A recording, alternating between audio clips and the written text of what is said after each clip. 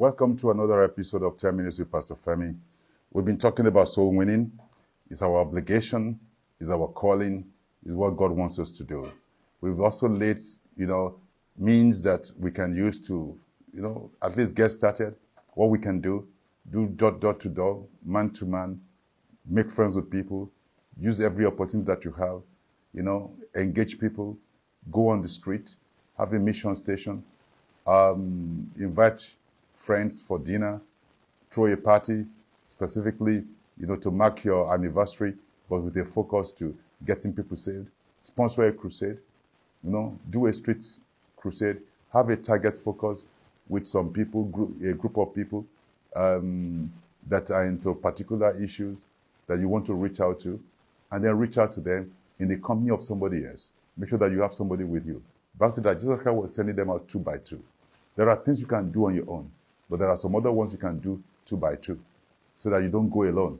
Especially when you are going into the territory where sin is very, very prevalent, you need to have somebody else with you that can support you, so that both of you, iron will be sharpening iron, and then you'll be helping one another and encouraging one another and praying for one another. So you need to do that. And then once you start doing that, and then you are becoming effective in reaching out to souls. We said that you need to cherish your own salvation. It will always help you to want to preach to other people. At the same time, we said, we must feel the passion of God, that souls matter. Souls must become important to you. The story of the prodigal son in Luke chapter 15. Jesus Christ said, but the father said to his servant, verse 22, bring forth the best robe and put it on him.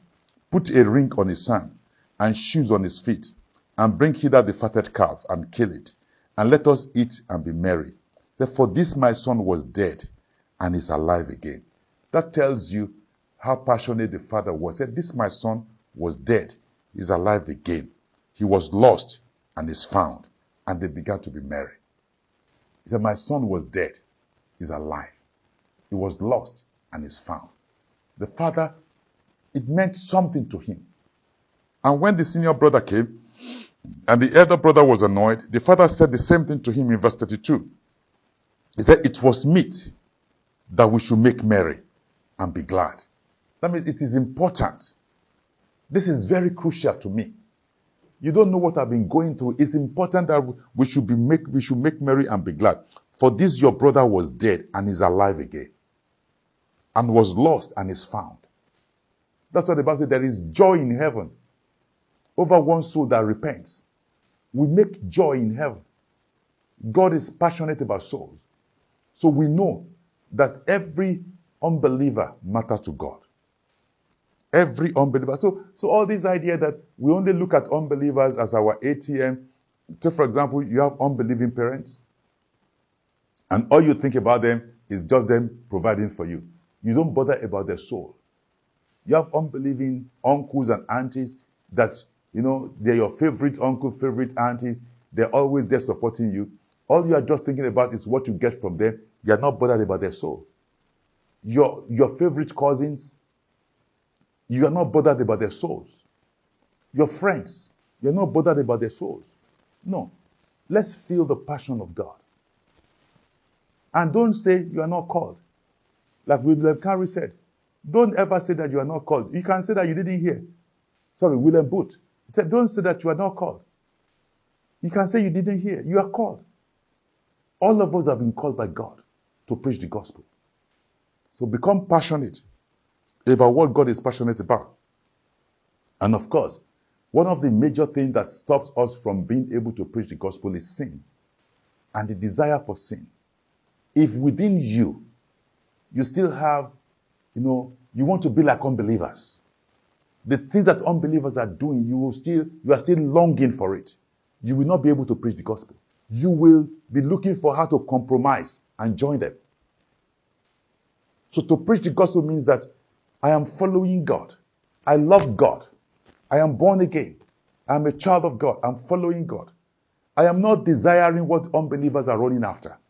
I want to become like God. I am finding satisfaction and fulfillment in God. Hey, if you are born again, there is satisfaction and fulfillment in Jesus.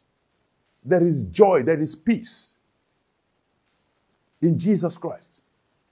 The reason why we don't see it is because we have not fully thrown ourselves into the kingdom of God. If you throw yourself into the kingdom of God, it is a pleasure to just stay in God's presence and talk to God and fellowship with God. It's a joy, it's a pleasure that you are praying, you are talking to God, God is talking to you. I mean, it's an amazing experience to just be in God's presence. You know, it's not just that's what somebody sang, I just want to be where you are. No.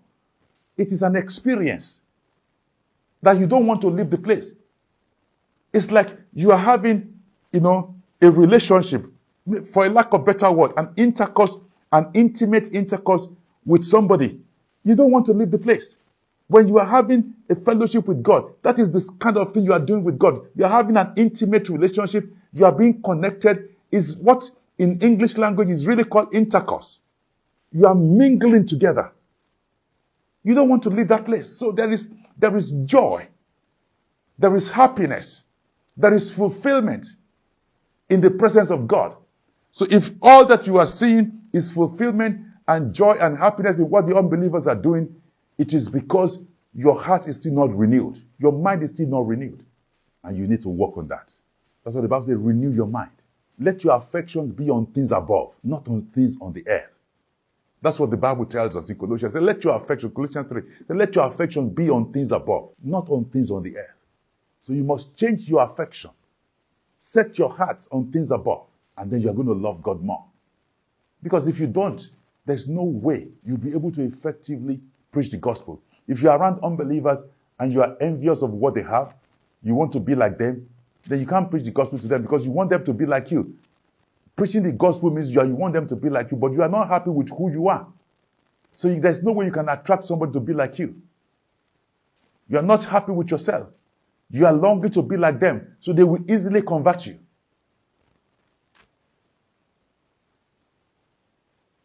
So, to win souls and to be effective, you must stop loving the world and love God.